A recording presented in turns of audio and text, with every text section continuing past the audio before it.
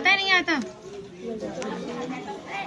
श्रीमद् भागवत में नहीं आता। नहीं आता, बिल्कुल नहीं आता। क्योंकि सुखदेव जी राधा रानी को परम गुरु मानते थे। जब राधा रानी का नाम ही श्रीमद् भागवत जी में नहीं दिया तो विवाह का उल्लेख कैसे हो सकता है? लेकिन श्रीमद् भागवत जी को छोड़ के 12 ग्रंथ ऐसे हैं जो हमारी लाडली जी के विवाह का उल्लेख करते हैं।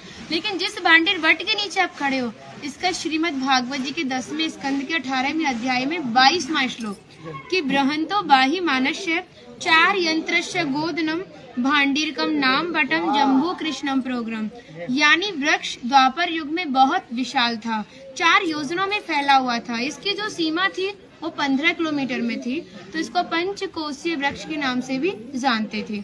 कान्हा जी इन्हीं की शाखाओं पर चढ़ के यमुना मैया को आर पार किया करते थे।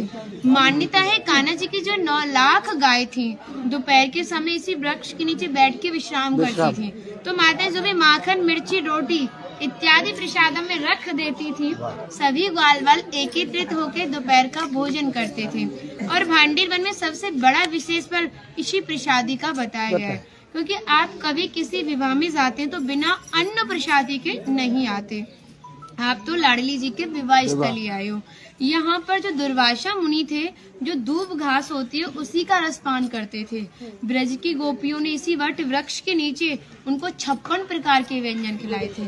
यहाँ पर राधा कृष्ण में मल्ल युद्ध हुआ था, उसमें ये तय था कि जो भी हारेगा उसको भंडारा करना होगा। तो जब हमारे कान्हा जी हार गए थे तो ग्वाल वालों के साथ मिलके यहाँ पे भंडारा किया, उसी के नाम पर इसका नाम भांडीर वन पड़ा।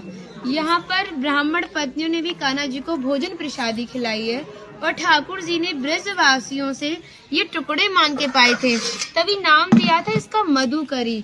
मांग के पाना मतलब मधुकरी। तभी शास्त्रों में ब्रजवासियों को अपना हृदय बताया और कहा कि जब तक ब्रजवासी की कृपा नहीं होगी, ठाकुर जी की कृपा बहुत दूर की बात है। यानी सर्वप्रथम ब्रजवासी की कृपा होना बहुत जरूरी है, जब ही हमारे ठाकुर जी हमारे ऊपर कृपा करते हैं। हमारी राधा रानी ने स्कंद पुराण में इस स्थान के बारे में ये कहा था कि जो भी गुप्त वृंदावन आएगा वो मोक्ष को प्राप्त होगा। यानी भांडीर वन को ही उन्होंने गुप्त वृंदावन कह के संबोधित किया। तो कान्हा बोले तुम इतनी बड़ी बात को कह रही हो, लोग पाप करेंगे और सीधे दौड़े भांडीर वन चले जाएंगे, क्योंकि आपने तो मोक्ष धाम ही भांडीर वन को कह दिया।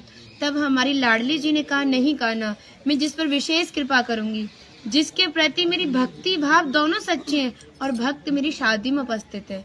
यानी आज से 5,500 वर्ष पूर्व आप इस स्थान पर थे। मनुष्य तो कोई था नहीं, तो अपने आप को कीड़े मकोड़े, घास फूस, पतझड़ इत्यादि अपने आप को मान सकते हो। जो भक्त उनकी शादी में उपस्थित